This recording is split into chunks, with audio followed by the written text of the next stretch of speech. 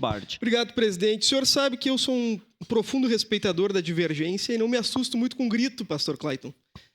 E eu sou um defensor da ciência na raiz dela, na mais profunda ciência.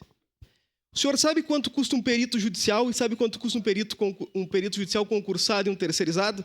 O senhor não sabe, por isso o senhor vem aqui gritar nessa casa. Que quem não tem ciência das coisas... Vereador Cláudio, para a mesa. Vereador, seu tempo está garantido e peço que o pessoal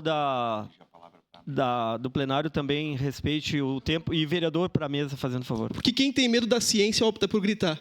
Eu preferi estudar a vida inteira. E vou continuar estudando e combatendo gritos sem nenhum problema, presidente. Sem nenhum medo. Com a certeza da razão. Um perito concursado custa metade de um perito terceirizado.